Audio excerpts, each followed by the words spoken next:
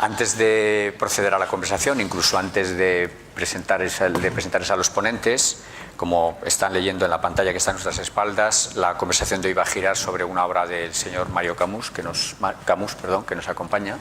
Aunque la película se ha colgado en internet para que todos ustedes pudieran verla, hemos pensado que quizás no todos hayan podido hacerlo, y lo primero que se va a hacer es proyectar un resumen de 10 minutos para que luego la conversación pues se lleve a cabo sobre al menos unas imágenes, escenas que refresquemos ahora.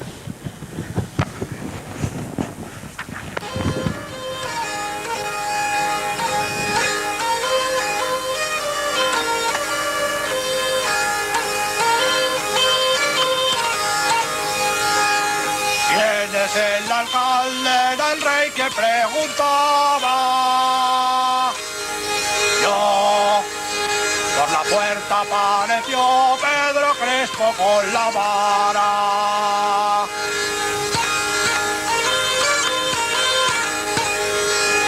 Voy a contarle, señores, y aprenderla de memoria.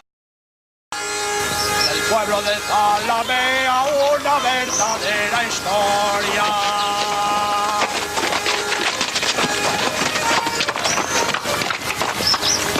¿Dónde se encuentra el alcalde? En el cementerio. Murió la semana pasada. Hasta que no se reúna el concejo no hay alcalde. Os encargaréis vos. Hay que alojar a 2 compañías que llegan a Zalamea. ¡Qué remedio! ¡Qué calor hace hoy! Pregúntales cómo se llaman. Amor ha hallado entrada en nuestros corazones. El corazón me ha robado el menos. ¿Qué gano con comprar un ejecutorio al rey si no le compro la sangre? Dirán entonces que soy mejor que ahora. Dirán que soy noble por 5 o 6 mil reales. Y eso es dinero y no honra. Que honra no la compra nadie. Villanos fueron mis abuelos y mis padres. Sean villanos mis hijos. Está bien, padre.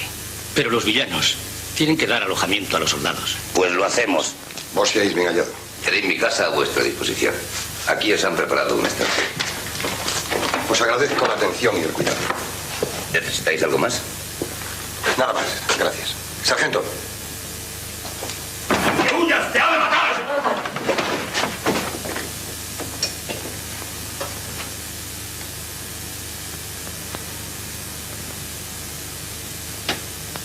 ¡Marchaos! Voy a matar a ese hombre. ¡Fuera! ¿Qué hay que hacer? Perder la vida por la opinión. ¿Qué opinión tiene un villano? Aquella misma que vos. Que no hubiera un capitán si no hubiera un labrador. ¡Dime Dios, que ya el bajeta! Buscad otro alojamiento. Que yo en esta casa estoy desde hoy alojado. Muerta hay quien pensara en el agravio menor. ¿Sabéis, voto a Dios, que es capitán? Sí, voto a Dios. Y aunque fuera el general, en tocando a mi opinión, le matara. A quien tocara, ni aun al soldado menor, solo un pelo de la ropa, por vida del cielo yo lo ahorcara. A quien se atreviera a un átomo de mi honor, viven los cielos también, que también le honra yo. ¿Sabéis que estáis obligado a sufrir por ser quien sois estas cargas? Con mi hacienda, pero con mi fama no. Al rey la hacienda y la vida se ha de dar, pero el honor es patrimonio del alma y el alma solo es de Dios. Intenta lo que quieres. ¿Intentar qué? Puedes olvidar. La vida me has de costar, hermosísima villana. Que a lo que hemos venido aquí por encargo del concejo es, Pedro Crespo. ¿Decir? Que os han nombrado alcalde de Zalamea. Pues se han equivocado. Que un alcalde debe ser un hombre de entendimiento. Y yo soy un ignorante. Mas no me sé averiguar en mi casa y vos queréis que rija todo ello. ¡Calla! Si ya que una vez vinimos nos atrevemos a todo, bueno será haber venido. ¡Vamos! ¡Padre! ¡Isabel! ¡Padre! ¡Dale muerte! Has sido villana. Infame y loca como lo es tu hermana. Dulce, querido esposo, eres también conmigo riguroso. Ya no vive el cielo que deje con tu muerte ejemplo al suelo. ¿Tu marido me llamas? ¿Cuándo mi nombre con tu nombre, infama? ¡Inés! ¡Leonor! ¡Ay, don Juan de mis ojos! ¿Es posible que has hablado de ver? Villana, provocar no quieras mi pecho vengativo. Pues yo, ¿qué te he hecho? En el alma escribo de tu padre villano la ofensa hecha por su misma mano. Una cosa he sentido. El ansia mía no deparará hasta darles muerte. Formad piquetes, tomad caballos. Que no quede un palmo de camino donde puedan esconderse. Porque ahora no voy a matarles para vengarme yo, Pedro Crespo, sino a prenderlos como alcalde y juzgarlos. Perseveraron humildes, con lágrimas y con quejas. Ya lo sé. Mas no pudieron tener esperanza cierta de su amor, porque teníamos cerradas ventanas y puertas. Eso es lo que yo no sé. Pero como las estrellas inclinan las voluntades. ¿Diréis que os hicieron fuerza? No hacemos de fuerza queja, señor, sino del engaño. De aquí, si no es preso o muerto, no saldréis. Yo os apercibo que soy un capitán vivo. ¿Soy yo acaso alcalde muerto? Daos al instante a prisión, dejad esa espada. No es acción. ¿Cómo no? Si vais preso. Tratad con respeto. Eso está muy puesto en razón. Con respeto le llevad en efecto a las casas del concejo y con respeto un par de grillos le echad y una cadena. Y tened gran cuidado con respeto que no hable a ningún soldado. Y a los dos también poned en la cárcel, que es razón y aparte. Porque después, con respeto a todos tres, tomen confesión y así, con muchísimo respeto, se le ahorcar, juro a Dios. A villanos con poder. Vergonzado a palos he de matar. Pues venís en balde porque pienso que el alcalde no se los dejará dar. Pues dárselos sin que deje dárselos. ¿Sabéis por qué le prendió? No. Mas sea lo que fuere, justicia la parte espere de mí. Que también sé yo degollar si es necesario. Vos no debéis alcanzar, señor, lo que en un lugar es un alcalde ordinario. ¿Será más que un villanete? Un villanete será. Que si cabezudo da en querer darle garrote, por Dios se salga con ello. No se saldrá tal, por Dios. Y si por ventura vos, si sale o no, querréis bello, decidme do vive o no. Bien cerca vive de aquí. Pues a decirme vení quién es el alcalde. Yo.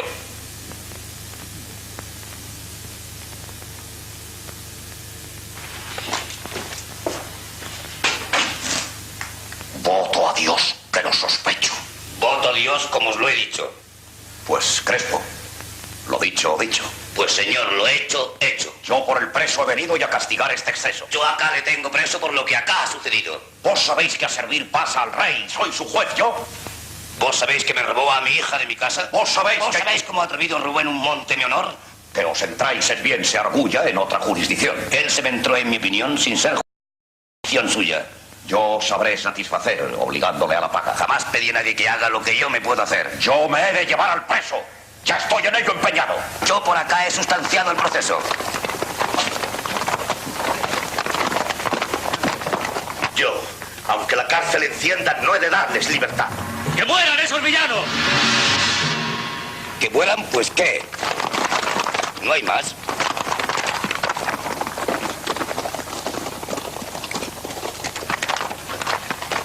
¡Soldados!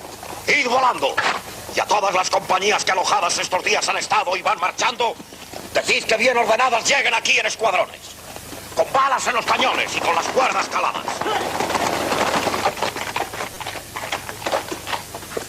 Pues vive Dios, que he de ver si dan los presos o no. Pues vive Dios que antes yo haré lo que se ha de hacer.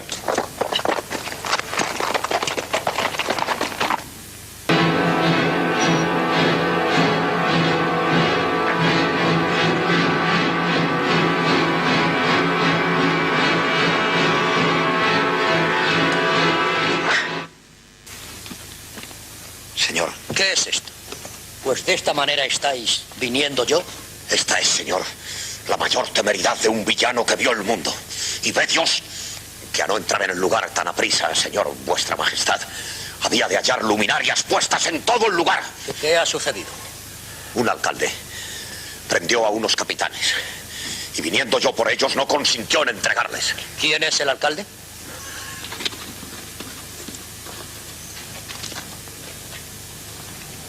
Yo soy. He hecho lo mismo. Mírese si está bien hecho el proceso.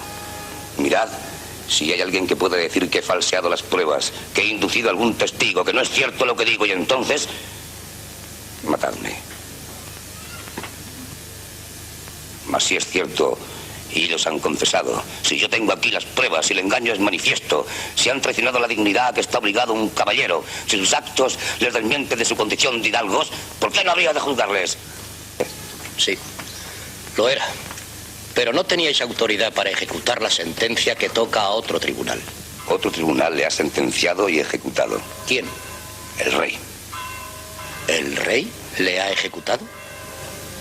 Esta vara es la autoridad del rey. Con ella le he ejecutado. Lo hecho, don Lope.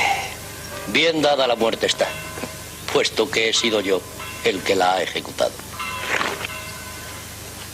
Llevaos presto las tropas, que no quede soldado en la aldea. Tengo urgencia por llegar a Portugal. En cuanto a vos, os nombro alcalde perpetuo de Zalamea.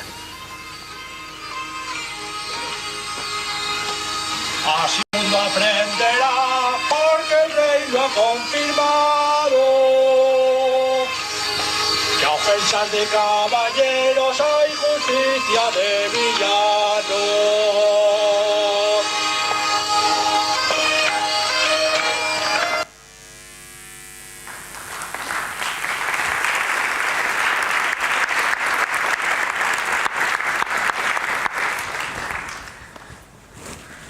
Bueno, pues la conversación de hoy gira en torno a la película de la que hemos visto este fragmento. La calidad de las imágenes no hace justicia a las imágenes, digamos, de la película en una copia de calidad. La película se titula La leyenda del alcalde de Zalamea, es del director Mario Camus, uno de nuestros grandes directores de cine, es del año 1972 y tenemos la suerte de contar con don Mario aquí, que pues compartirá conversación con nosotros como protagonista que es, no de la película evidentemente, sino como persona que puede aportar todo lo que orbitó, todo lo que hubo en torno a la gestación de esa película, la decisión de hacer un guión que funde varias obras, en fin, todo lo que hay en torno a la adaptación de teatro clásico a el cine en estas fechas. Don Mario Camus, como les decía, es uno de nuestros grandes directores, es además escritor, guionista, aparte de director de cine y de televisión. Y bueno, pues aunque cabría hacer una larga exposición de sus méritos y de su trayectoria, yo siempre pienso, quizás esté equivocado, que cuando en un acto como este se va a hacer el currículo de personas relevantes como las que nos acompañan, pues precisamente porque hay que abreviar y queremos seleccionar lo más relevante, seguramente empobrecemos su currículo. Así que como se ha colgado en la web de las jornadas, digamos, la información imprescindible para saber, digamos, o para conocer la calidad y la ocupación de estas personas que nos acompañan, yo simplemente voy a dar dos toques. A la izquierda, a su derecha, está don José Manuel González Herrán, que es catedrático de Literatura Española de la Universidad de Santiago, catedrático y emérito en este momento, creo recordar. Bueno, pues él ha sido, entre otras cosas, es académico correspondiente de la Real Academia Galega, pero él ha sido también, en la Universidad de Santiago ha dirigido el Centro de Estudios Fílmicos. Es especialista en la obra literaria de Emilia Pardo Bazán. Bueno, pues ha dirigido infinidad de proyectos de investigación, cursos, libros, y le interesa también la adaptación de la literatura al cine, que es pues, uno de los temas de hoy.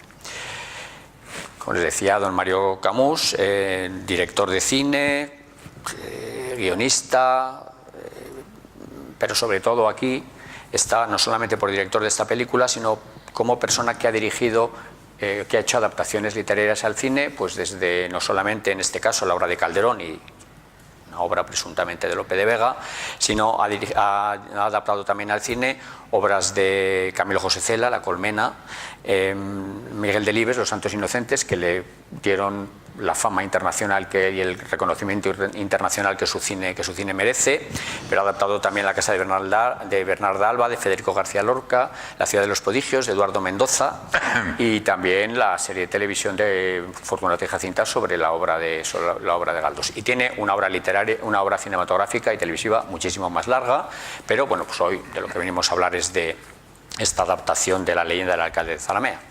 Y a mi izquierda, José Luis Sánchez Noriega, que es profesor titular de Historia del Cine y del audiovisual en la Universidad Complutense de Madrid.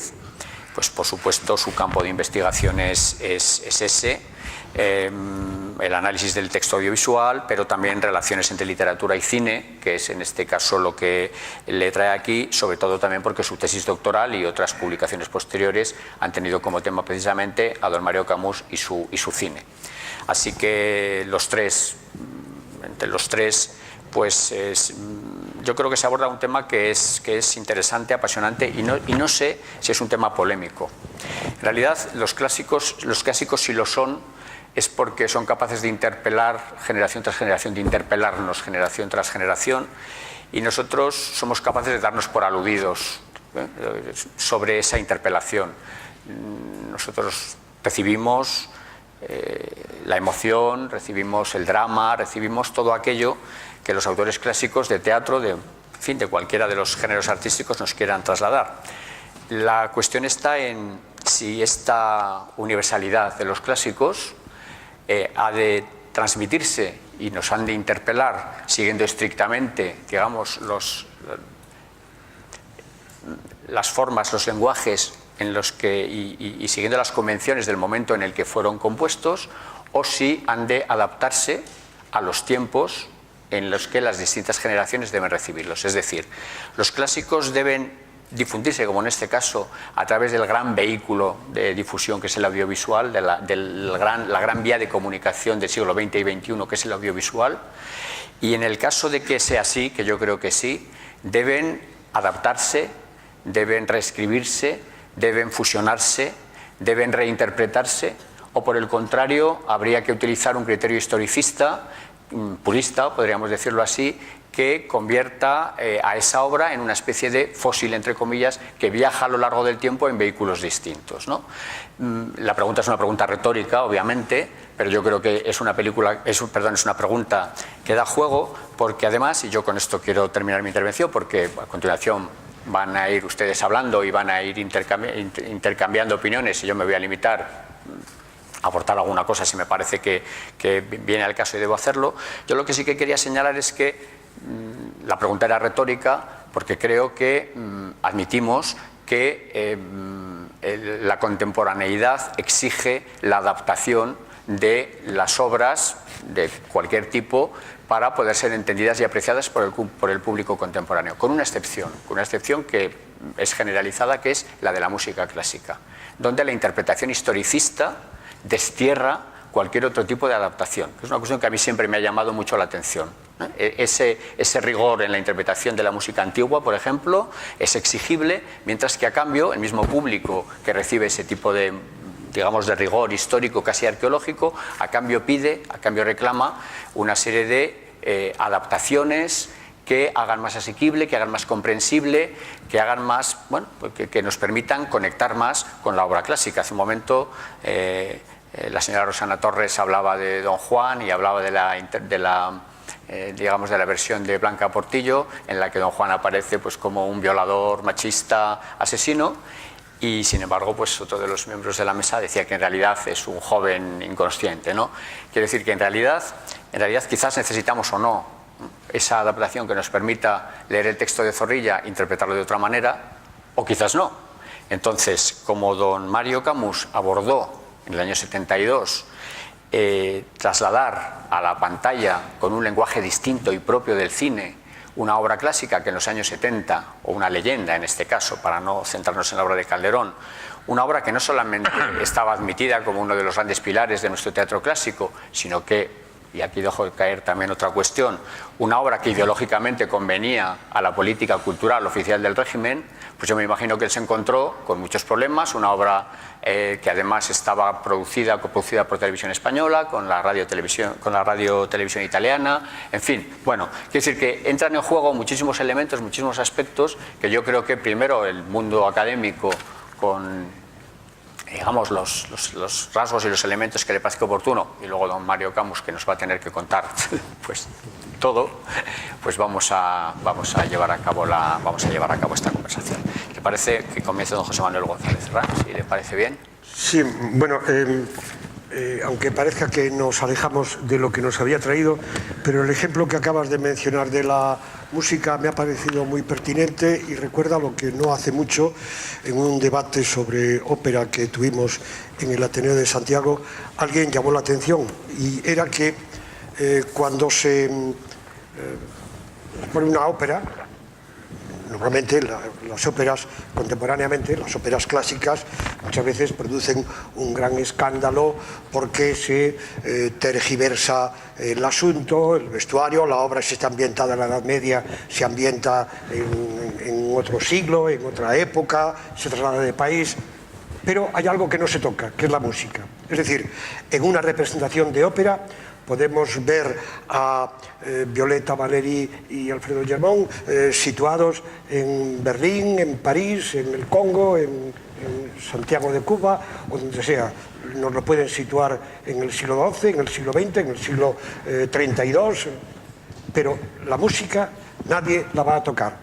Permiten adaptar el texto, permiten adaptar la escenografía, permiten incluso suprimir algunos personajes y añadir otros, pero la música no se toca. Es interesante, y cuando has dicho eso recordé inmediatamente aquel debate. Yendo a lo que nos ha planteado, yo creo que en el caso de llevar los textos literarios al cine, cada director es un mundo y cada obra presenta sus propias características. Pero yo creo, y después de varios años leyendo la obra de Camus, viendo el cine de Camus y conociendo a Mario Camus, cada vez estoy más convencido de que Mario Camus es un escritor.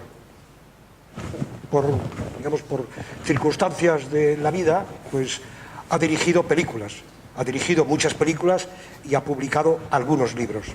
Pero básicamente es un contador de historias y su manera de entender el cine y su manera de hacer películas es, y esto que para muchos puede parecer un estigma, para mí es un elogio, es literario. Es un cine literario en el más pleno sentido de la palabra. Yo recordaba, antes de venir aquí, repasé algunos papeles y recordaba que en el año 99 tuvimos en la Universidad de Vigo un coloquio con Mario Camus a propósito de su cine, y en la mesa redonda se hablaron de muchas cosas y tuvimos la precaución de grabar aquella mesa redonda y se publicó en una revista de escasa difusión. Y en un momento determinado de esa mesa redonda, Mario contaba lo que voy a decir, son 3 líneas nada más. Dice, cuando estábamos preparando el guión de Los Golfos, el año 59, que es la primera película de nuestra generación, me llamó Saura y me dijo, necesito un escritor. Y Mario comentaba en esa mesa redonda, no dijo un guionista. Carlos me dijo, ¿por qué no inventas una historia?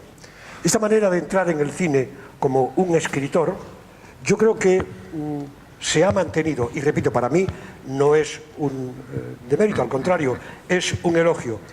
Y el hecho de que con el tiempo Mario, que hace años que no dirige cine, esté publicando libros de cuentos, y yo invito a cualquiera a que lea los espléndidos cuentos que está publicando Mario en los últimos años, uno entiende mejor el peso que tiene la literatura en su cine. Es decir, no es que coja obras literarias y las traduzca al cine, que sí lo ha hecho, es que en realidad es un escritor que escribe con cámaras, actores, cine y sonido. Probablemente no se estará de acuerdo o no con ello, pero es un escritor que hace cine.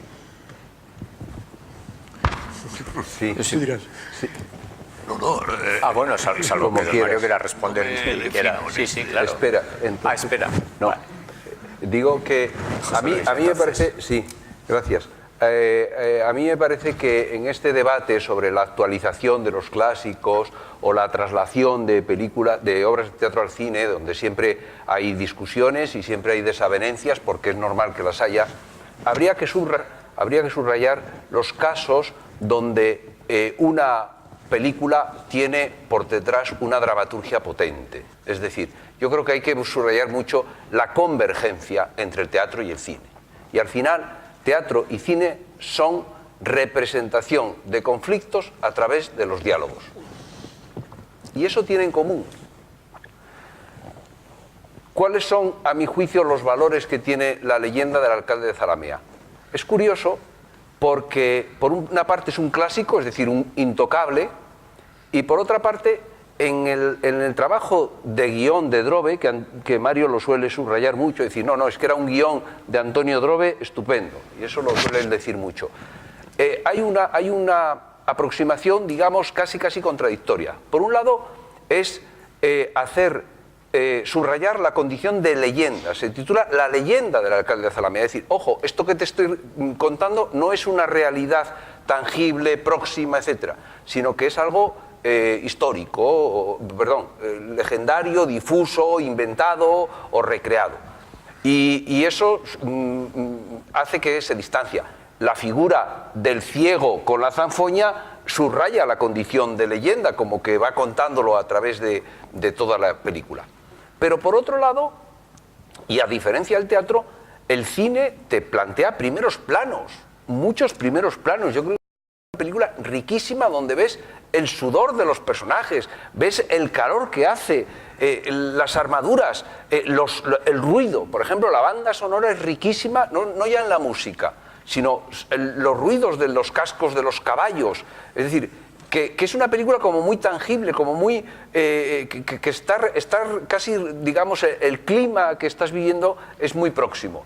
Y sobre todo con esa facilidad que tiene para cambiar los espacios, mostrar exteriores, mostrar el campo, la plaza, en fin.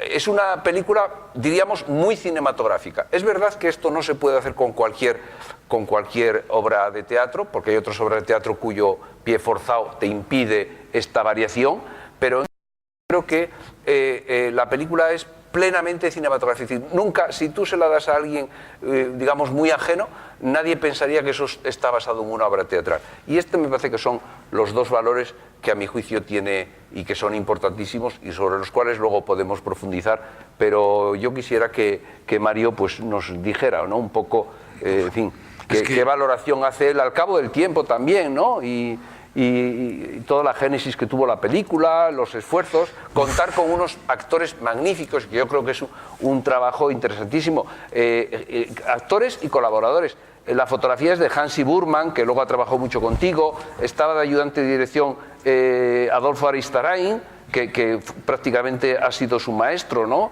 En fin, estaba actores también, como Antonio Iranzo, como, en fin, varios, ¿no? Sí, me toca hablar a mí, ¿no? Vamos a ver. Yo voy a ser histórico. Voy a decir, me pasó esto y esto y esto, porque no voy a entrar en grandes consideraciones, me resulta muy complicado y además ha pasado mucho tiempo. Esta película se hizo porque la televisión italiana, en un momento dado, un personaje que era muy importante, Mario Arosio se llamaba, hizo un clásico y pidió a televisión que coprodujera con ellos eso que habían hecho y otro clásico que saldría de la televisión española. Bueno, en eso estaban cuando Juan Guerrero Zamora, que fue el encargado de hacer el clásico, me acuerdo que hizo una obra de Lope, no me acuerdo. ¿Él? Fuenteovejuna. Sí. Fuenteovejuna. A los italianos no les divirtió aquello de Fuenteovejuna o lo que fuera, y me llamaron urgente para decirme si yo me podía hacer cargo de una versión del alcalde de Zalamea. Bueno, había una cosa allí que era muy importante para mí, quién hacía la versión de esto. Me dijeron que ya estaba, se lo habían encargado a Drobe.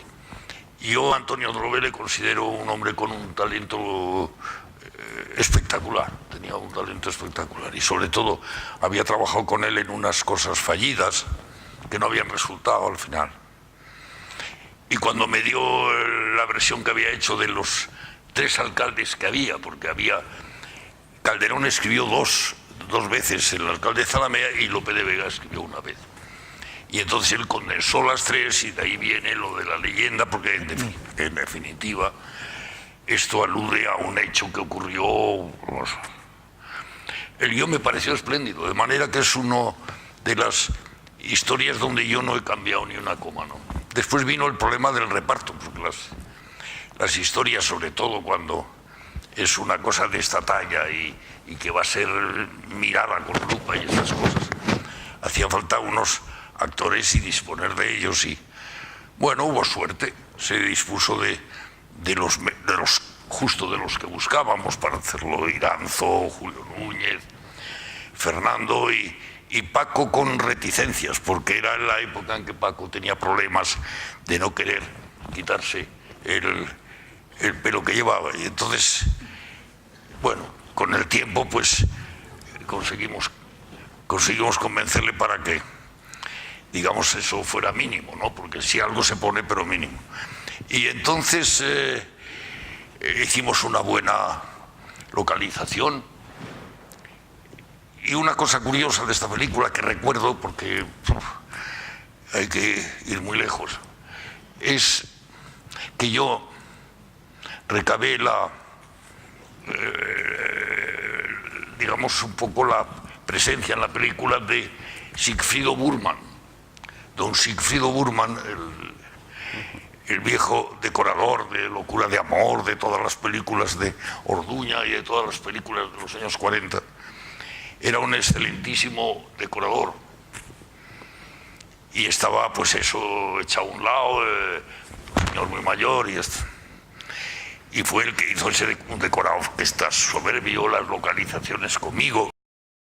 Recuerdo que llevaba un carnet de identidad, una especie de papel arrugado, donde en España le habían dado como un visado, pero imposible de descifrar. Podía tener 90 años o 100, no lo sé.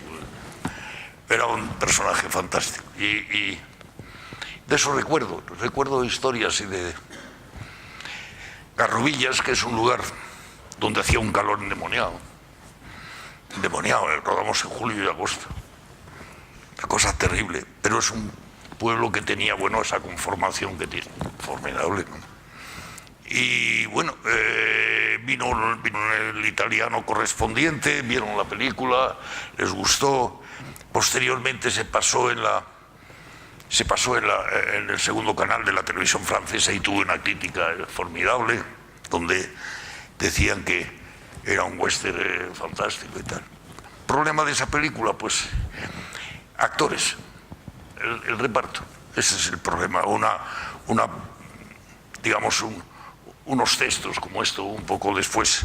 Bueno, después le pasó a Pilar, es que hay personas actores que tienen que saber decirlo, ¿no? Saber decirlo y hacerlo comprender. No es tan fácil, ¿no? Conté con los mejores que hacían este tipo que habían hecho en innumerables ocasiones cosas en verso, ¿no? Del teatro clásico. ¿Y qué más puedo decir? No lo sé. Ha pasado mucho tiempo. Yo sé que sigue teniendo buen aspecto digo, porque alguna vez la he visto y a mí me divierte ese juego de atrás adelante que hace, que es del guionista, claro. Y después lo de la zanfona me parece que también es del guionista, incluso esos versos que dice los hizo él, los hizo Drobe. ¿Y qué más cosas? Tú, cuando diriges a los actores en esta película, les marcas el verso. No dirijo a los actores, no los he dirigido nunca. No, los actores se dirigen solos.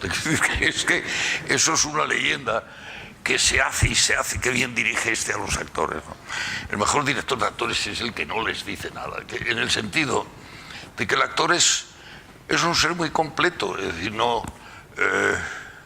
vamos a ver, no estoy diciendo esto porque esté Carmelo, que es amigo y actor. No, pero siempre lo he dicho, ¿no? El actor va a su casa, se prepara su texto, se inventa un personaje, se ha puesto de acuerdo antes con el director con pocas palabras, y él, cuando tú marcas la primera acción o la puesta en escena, él te enseña lo que ha hecho, lo que va a hacer. Yo casi siempre estoy de acuerdo, lo hacen bastante mejor que si yo lo hubiera hecho, vamos, yo no, ni soy actor ni nada de eso. Tienen una técnica, han aprendido, han hecho un montón de cosas, tienen gran experiencia. Si se desvían del camino, porque el papel que yo creo que, por lo menos el que adopto yo, es el de vigilante. Yo soy un vigilante, un tío que les está mirando y que ellos lo saben y que en un momento dado puede corregir una cosa que está mal interpretada, una cosa que está, digamos, un poco equivocada y eso, pero es una cosa muy leve. Yo no dirigir actores, cuando un actor dice me han dirigido estupendamente, me he hecho temblar. Porque normalmente ellos aportan todo lo que saben, y en estos casos de esta película, ¿cómo voy a atreverme yo a decir a un actor como Fernando, como Paco, como Julio, que está equivocado, o que ha hecho una cosa mal, o que dice un verso que muy raro, muy raro? No, yo solo me a la forma de decir el verso, es decir, que a mí me parece maravillosa, es decir, es muy fluido. Cada uno tiene su manera de decirlo, curiosamente, porque Fernando siempre ha sostenido una teoría, con lo del verso sostuvo en su día, que no tiene mucho que ver con otras. Fernando siempre opinaba que lo importante era la comprensión de el entender lo que se decía, a pesar de los, digamos, de las revueltas que hace para lograr la rima, ¿no? Y Fernando lo decía a su manera, e incluso te lo mostraba, decía, ¿quieres que lo diga así? ¿Quieres que lo diga así? En algún caso hubo que o doblar, en algún caso de los críos, del chaval, de Mario Pardo, me parece que hubo, no estaba muy acostumbrado a decirlo. Quería plantear una cosa a propósito de lo del verso que acaba de aludir José Luis. Una de las cosas más curiosas que hay en esta película, lo hemos visto algo en este excelente resumen, pero se ve mejor viendo la película completa, por supuesto, y es que en buena parte se ha respetado el texto original en verso en algunos fragmentos, quizá en los fragmentos que están más fijos en la memoria, los más memorables en el sentido que decía antes José Luis Alonso de Santos. Pero la mayor parte de los diálogos son diálogos en prosa. Entonces, eso plantea un problema también a los actores, porque en unos momentos tienen que recitar verso clásico. Sí, y después la pregunta, la duda que yo tengo es, esta decisión de que el texto en el guión se respetase en unos momentos sí y en otros no, mientras que, por ejemplo, en El perro del hortelano, que veremos mañana, se respeta todo. Esa decisión de que en unos momentos sí y en otros no, ¿venía del guión? ¿Fue propuesta tuya o fue de la producción? Venía del guión y eso, es que había tránsitos de una cosa a otra donde era necesario que la gente supiera exactamente qué es lo que estaba. Y a veces el verso era muy enrevesado, era muy largo para lo que se necesitaba. Así. Ya no me acuerdo, es que ha pasado mucho tiempo, pero en eso sí había momentos en que todo se proseizaba. Y entonces estábamos todos de acuerdo. No hubo, en esta película no hubo discrepancias, no llegaron más allá del peluquín de Paco. No hubo ningún problema, todo el mundo trabajaba acorde, la hicimos en los días, en aquel tiempo se fijaba mucho eso de los días porque había que pagar horas extras, entonces se trabajaban 8 horas diarias máximo, ¿no? Con comida. Entonces, trabajábamos a horas muy tempranas en exteriores porque hacía mucho calor. ¿Y qué más puedo recordar yo? Cada vez que la pusieron en la estrenaron el cine Lope de Vega, tuvo buena crítica en general y fue bien. Un francés escribió algo absolutamente fantástico de la película. pero yo creo que estaba enfadado con las versiones que hacían en Francia de otras cosas. Pero por lo demás sí tengo buen recuerdo y me sigue pareciendo que está bien, y sigo recordando a Drobe, pobre, que no pudo expresarse todo lo que él y los demás hubiéramos querido, ¿no? Por cierto que a propósito de Drobe, yo creo, por lo menos yo lo he visto y me parece que puede verse, creo que es en la página web de Televisión Española, se puede recuperar una entrevista con Drobe en la que Drobe habla de esta idea tan interesante que se me ha ocurrido del verso. No se me ha ocurrido, lo comenta él en la entrevista. Y en la entrevista Drobe recuerda algo así como que en un momento determinado alguien dijo: no podemos poner al alcalde de Zalamea y que la gente diga, pues bueno, ¿y cuándo se dice eso de al rey la hacienda? No lo han dicho, lo de al rey la hacienda. Había una la cosa... gente, entonces, bueno, pues esto tiene que aparecer, porque la gente que va a ver al alcalde de Zalamea quiere oír estos versos. Luego todo lo demás no, porque todo no se lo sabe. Pero estos fragmentos la gente se lo sabe y hay que respetarlo. Y Drobe en esa entrevista lo recuerda. Tuvo varias intervenciones después del rodaje bastante curiosas. Drobe vio la película al final y le gustó mucho y bueno, le pareció que estaba muy bien, etc. Yo había permitido en un momento, por el tiempo, por lo que fuera, que Paco en algunos versos fallaba y retomaba otra vez. Tenía allí una cosa un poco, digamos, muy rara, ¿no? No acertaba con el verso y lo buscaba y se notaba y todas esas cosas. Y yo pensé que se arreglaría en la sala de doblaje, bueno, pues Paco lo hace. Y Drobe me dijo que no. Drobe me dijo que era una aportación más acerca de la diferencia de carácter que había entre uno y otro, ¿no?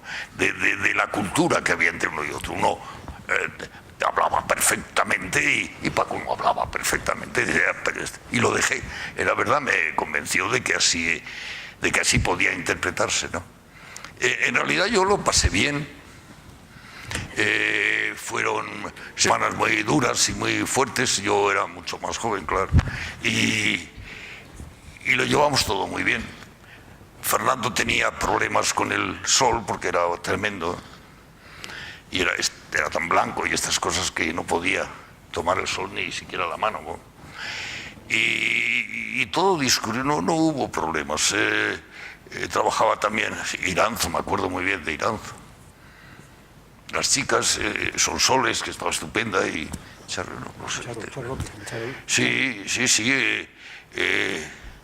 Todos eran excelentes actores, y yo me lo pasaba muy bien viéndoles y viendo cómo se movía Fernando y estas cosas, porque era el que estaba continuamente, no sé por qué, estaba casi siempre de mal humor, pero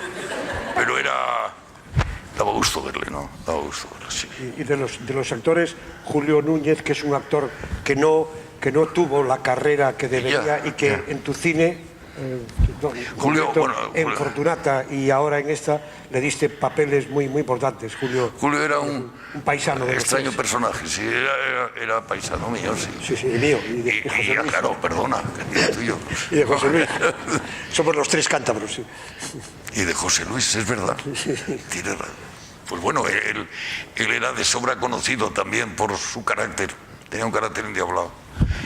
Y no, conmigo él hacía las cosas tanto en Fortunata como en esta, y alguna más que. Pero las hazañas de Julio eran famosas, ¿no? Porque tenía, digamos, prontos en un rodaje o en una cosa de teatro, siempre había como una leyenda de Julio Núñez. Quizá esa sea una de las razones por las que, siendo un hombre atractivo, con una voz espléndida y todo, Julio era locutor de Radio Cantabria, ya hablando entre cuando llegaba sí, él es de Torlavega. Su hermano fue campeón de España de salto con pértiga. Eran una familia muy, muy notable. Y él estaba de locutor en Radio Cantabria. cuando en la Plaza Porticada de Santander, que todos los veranos aparecía a Lope de Vega, Tamayo, Paco Raval, etcétera, etcétera, etcétera. Y entonces, en un momento dado, él pidió una audición, audición se dice, sí. Con Tamayo. Y Tamayo en el acto, le contrató en el acto, vamos, se tomó un día y dijo, está usted contratado para sustituir a Raval cuando hacían Edipo Rey y todas aquellas cosas, unas giras inmensas que hacían, ¿no? Y entonces él se fue con la Lope de Vega. Después alguien contaba, además él mismo posiblemente, porque este era muy extrovertido, decía disparates, pero que cuando ya llevaba no sé cuánto tiempo, pues pidió un aumento de sueldo porque él no tenía el coche que tenía Paco. Decía, si yo estoy haciendo su trabajo, de vez en cuando se iba a rodar, Paco se iba a rodar y él hacía si hago su trabajo, yo quiero el mismo historia y el mismo coche, claro. Pero era Julio era muy particular. Y bueno, ¿qué más queda por contar? ¿Por qué el alcalde de Zalamea, precisamente? Una obra muy representada, muy rodada 3 veces antes que la suya. Sí, que por qué el alcalde de Zalamea, precisamente. No lo sé. O sea, no tengo ni idea. O sea, usted ahí no intervino, no pudo intervenir. Yo sé que a mí me llegó de rebote. No pensaron en nadie, quiere decirse, no sustituía a nadie, sino que simplemente Guerrero Zamora se equivocó. Guerrero Zamora era un hombre de televisión, pero él tenía la obsesión del cine y quería hacer una película. Bueno, era un hombre de confianza en la televisión y se la encargaron a él. Y aquello fue un poco, no les gustó nada, los italianos ni quisieron saber nada. Y rápidamente, cuando me llamaron a mí, fue una cosa de decisión de ellos, ¿no? Yo no sustituí a nadie, ni entré por nadie, ni nada. Me llamaron a mí y ya habían encargado el guión a Drogué. Eso fue todo muy sencillo, no es una película con complicaciones. Tuvo el presupuesto era normal, no era tampoco una locura. Vivíamos en Cáceres y todo aconteció, lo damos con sonido directo. Los soldados eran los soldados que aparecen. Los soldados eran del ejército, eran soldados del ejército, naturalmente. Vinieron encantados a hacer cine. A los 3 días estaban deseando volverse al cuartel. No les gustaba nada, porque pensaban que el cine era bastante más duro que el cuartel. Y tenía yo entonces de ayudante a Adolfo Aristarain y a Manolo Marinero, que eran 2 duros de estos. Manolo no, Adolfo era un duro terrible, ¿no? Y les llevaba por las callejas, para arriba, para abajo, para arriba, para abajo, no querían saber nada. Los soldados salieron todos echando puñetes. Y después nada, era la gente de esos pueblos cercanos a Garrovillas y todo eso. ¿Y la caballería, que tiene una importancia enorme en la película? ¿El qué? Los caballos. Los caballos, sí. Es que yo Pero creo había muchos amigos míos de estos especialistas, ¿no? Claro, porque yo había... Bueno, son historias que nos remontamos ya. Vamos a ver, los especialistas y yo nos hemos llevado siempre muy bien, porque una de las primeras cosas que hice fue de figuración en Alejandro Magno, que era una película americana, y allí conocí a todos estos que eran pues, gente del circo Prince, de lucha libre, boxeadores, gente tal, y siempre he estado con ellos muy bien. Después, cuando ya hicimos Curro Jiménez y todas esas cosas, ya éramos como hermanos. Los especialistas forman un grupo que es tratado injustamente, porque de pronto hay premios para todos los especialistas como si no existieran, ¿no? Y en España ha habido excelentes especialistas. Vamos, en aquel tiempo, fíjate, Álvaro de Luna estaba, Miguel Cuadro Salcedo, todos empezamos en... Perdón, me estoy... No. Yo quería subrayar, Mario, el hecho primero de que la televisión pública de ese momento, todavía en el franquismo,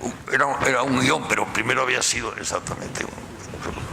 Pero de todas maneras, tiene gracia. Yo hablo de eso y me parece que ha pasado tanto tiempo que no lo sigo, ¿sabes? Pero sí es cierto, a mí me gustaba escribir, claro. Y yo entré con Carlos de escritor. Lo que pasa es que pagaba tan poco que tuve que como yo tenía la carrera de director de la escuela, y el dinero era tan escaso que cuando me ofrecieron dirigir, pues apretando los dientes, porque tenía mucho miedo, me fui a dirigir y dejé a Carlos. Que era cuando Carlos hizo Llanto por un bandido. ¿Y has hecho guiones para otros directores? Bastante. Sí, he trabajado con Pilar y con Grau y con alguno más, sí, con Adolfo Aristarain, sí. Esto de Roma. Sí. O la adaptación de Luces de Bohemia de Miguel Ángel Díez, sí, yo he trabajado para otros. Cuando me llaman, sí, encantado. Mario, cuando te enfrentas a la casa de Bernarda Alba, ¿qué te preocupa a ti? La hermana. A mí me preocupaba la hermana de don Federico. Claro, el asunto está en que, vamos a ver, los autores, yo he conocido, he tratado y he estado con Camilo, con Miguel, con Ignacio, he ido, yo he tenido los herederos de Galdós, encantadores, no tenía problemas con los autores, yo con los autores Sueiro nunca he tenido problemas, con los parientes sí. En el caso de esto sí, había un problema de desajuste. Me llevó el productor, eso es otra historia. Es otra, sí, por eso, pero me parece que viene muy a cuento. ¿Sí? Sí. Yo no le veo esto, pero esa es una historia mucho más bonita porque me llamaron para hacer la casa de Bernarda Alba. Vale. Entonces, cuando ya tenía firmado el contrato, me dicen que Bernarda va a interpretarlo Vanessa Redgrave y que tenían firmado un contrato con Vanessa Redgrave. Todavía estaba yo con la boca abierta cuando digo, no entiendo, es que era un puro disparate eso, ¿no? Pero ya había un compromiso, yo no había firmado. Y les expliqué que si querían hacer un Lorca de esta pureza, que era muy complicado, que dijera su papel en inglés y que después se la doblara y que coño pintaba la Redgrave en Bernarda. Bueno, pues era uno de los socios que dijo, bueno, pues no sé qué, pues no la haces, la hago yo. Yo me fui a mi casa. Pensaron 5 o 6 días y decidieron que no, que eso era un puro disparate. Y entonces me llamaron de nuevo. Y entonces yo elegí a Irene. Y entonces Florinda Chico. Y el productor, que era mi amigo mío, Borrell, uno de los 3 que había, ese era el más amigo, me llevó a casa de la hermana de Lorca, vivía entonces. Y esta mujer decía, Irene Gutiérrez, qué horror, ¿cómo va a hacer Irene Gutiérrez? Florinda Chico, qué barbaridad. Pretendía ella hacer el casting. Con lo cual yo me fui por segunda vez. Dije, bueno, pues Dios muy bueno, ahí se quedan ustedes. ¿Cómo va a decirme usted, Florinda Chico? Porque, ¿cómo va a trabajar en una cosa de mi hermano, Florinda Chico? Bueno, no hablo mal de la señora, fue exactamente eso, ¿no? Y después hubo que descubrirla esta señora, que Florinda había trabajado en el María Guerrero, toda esa cosa que no hacía falta. Para mí no hacía falta ninguna, pero hubo que vestir a Florinda con una ropa adecuada, enseñarle las fotografías. O sea que eso era ahora tú me has preguntado algo ¿Qué te preocupó? Me dices que la hermana de García Lorca, pero aparte de eso luego... La hermana, porque se puso muy terca. Y entonces yo me fui. Dije, bueno, pues si ustedes... Posteriormente, el cuñado, ¿cómo se llama? Montesinos entró en la discusión, vio la película, dijo que era la mejor versión que se había hecho de de Lorca y la hermana no dijo una palabra. O sea, también es justo, no volvió a decir nada, ¿no? Pero fue aquello, fueron 3 días tormentosos con la historia de los actores, que tenía ella contra los actores, no lo entiendo. No lo sé. Bueno, antes de dar paso a las preguntas, yo decía volver un momento a la leyenda del alcalde Zalamea. Ha dicho José Luis antes, al principio de su intervención, ha dicho que era una versión muy cinematográfica, efectivamente. Muchas veces el verso es tan fluido que incluso muchas veces, si no estás muy atento, no te das mucha cuenta si son diálogos en prosa o se está diciendo el verso. Y luego has dicho también que era una película que se veía muy bien porque tenía, no sé qué exactamente, que era muy contemporánea o que era... Sí, yo creo que es muy moderna. Eso es. Muy moderna en el montaje, la planificación, el uso de los ruidos. A mí me parece que es muy moderna. Es que yo, no sé si... Yo la vi antes de ayer, es decir, que la tengo muy fresca. ¿La has visto? La he visto antes de ayer porque entonces, ya sabes que cuando vemos una película, el problema es que nosotros hemos cambiado, ¿eh? Ya. No, pues la película no. Yo no sé si don Mario sabe que entre los muchos textos y artículos que se han escrito sobre esta película, hay uno que dice que tiene una estética de western, que responde, y la música de García Abril se vincula a la de Morricone, las grandes escenas al aire libre, las escenas con la caballería. Pero eso es a propósito. Claro, pues eso quería yo que hablara, pues imaginaba que era a propósito. Sabes que además por esa zona de Garubillas y tal había unas colinas, unos montes, una cosa fantástica. La escena de Paco con las hijas cuando llega a caballo, rodean aquello, tal. Todo eso es, sí, bueno, western, entendido por western, rodaje al aire libre, cierta violencia, persecución, venganza. Música épica, muchas ocasiones. Eso es, había elementos muy esto, y la música, sin decirle nada al músico, él vio y la interpretó así. Es decir, que todo eso era como... Y el francés insistía mucho en eso del western, ¿no? de que tenía aspecto de... Sí, es posible. Pero bueno, haces un drama de esta altura en un pueblo y metes caballos, persecuciones... Western, claro. Claro, con lo cual es una adaptación completa y una actualización completa del texto, que a fin de cuentas es de lo que no, es una manera de... O el western procede del teatro clásico. Bueno, también. No lo sé, pero de todas maneras tienes razón, sí, es verdad. Bueno, pues yo creo que hay un turno breve de preguntas.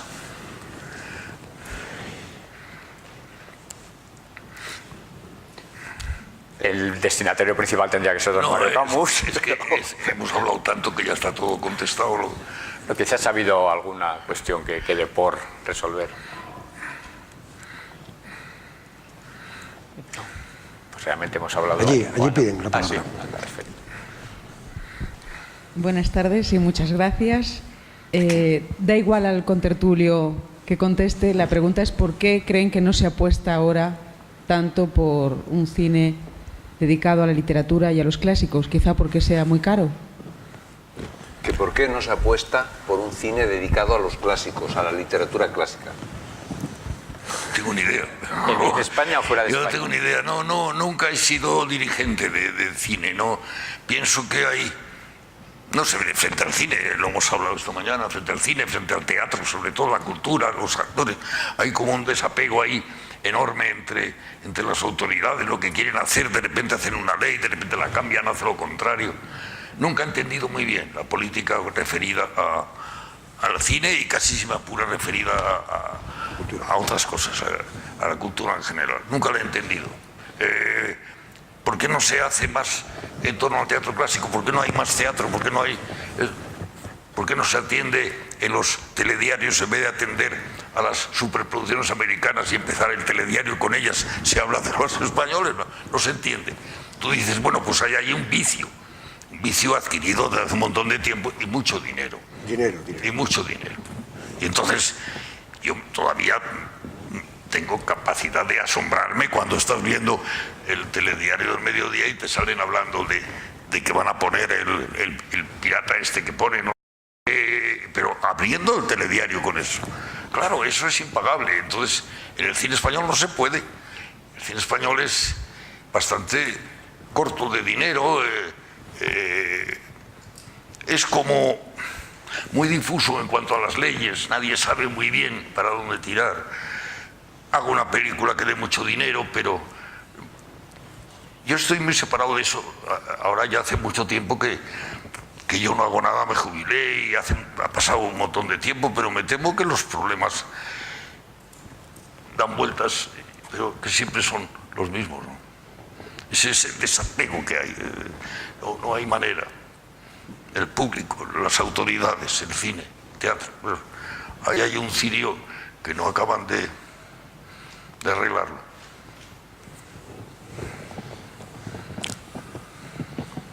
¿Alguna otra intervención más?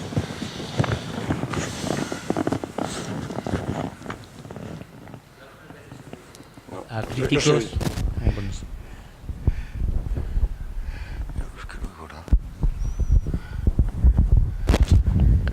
A críticos que de una forma quizá, ¿no? Dice, esta película es muy literaria, y entonces yo no lo entiendo muy bien si es una crítica o un halago o no lo es, porque al fin y al cabo es verdad, el cine es una producción de contar historias con imágenes, pero la literatura también sugiere imágenes, es que no lo comprendo. Literaria.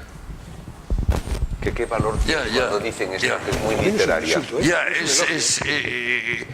Yo también me preguntaría eso. Yo creo que... Está claro. Vamos a ver, perdona. No, nada. No. El 70% de las películas que se hacen en Estados Unidos, por ejemplo, bueno, por ejemplo no, es lo más el 70% proceden de libros escritos, de libros que ya están publicados. Bien, biografías, historias, puede ser cuentos, novelas cortas. Hay ahí un mundo entero de narraciones, son un montón de periódicos, en un montón de ciudades salen los domingos con 20 narraciones y de ahí proceden casi todas las películas que se hacen en Estados Unidos. La razón es obvia.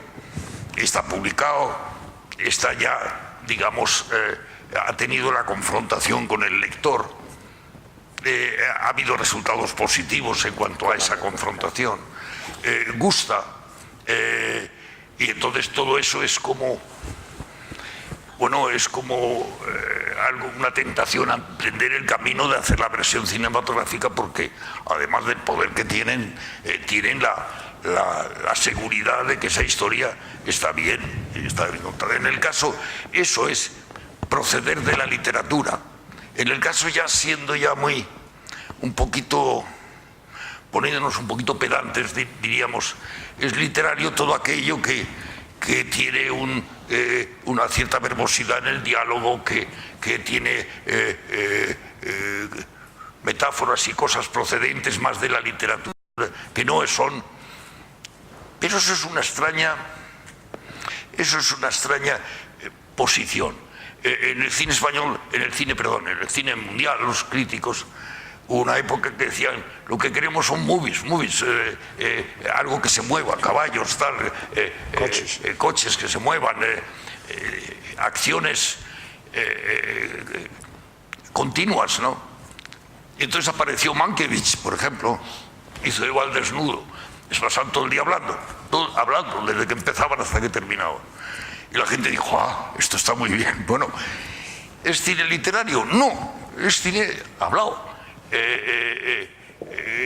Llamamos literario pues un poco a todo eso, ¿no? Donde digamos la acción da lugar o deja paso a determinadas diálogos largos, complicados, o que hace falta un poquito más de atención para seguirlos, ¿no? Es por ahí por donde... Sí. A mí, completando brevemente esto, a mí me parece que efectivamente se dice negativamente, peyorativamente, que es literario, pero es porque es poco verosímil el diálogo. Es decir, no es un diálogo natural, fluido, que evoque la realidad, sino más bien es un diálogo que se le ve un poco barroco, construido, y entonces la gente dice, esto es como literario. ¿Por qué? Porque se supone que es una novela, pues eso funcionaría, pero estoy completamente de acuerdo. Yo no tengo una... me importa un bledo que sea literario, si es buen cine es igual. Dice, no, es que hay más literatura que en otra, que es como de dibujos animados. Bueno, me da igual. Si está bien, está bien. Muy bien, pues creo que es la hora de cerrar la sesión. Muchísimas gracias. Estupendo.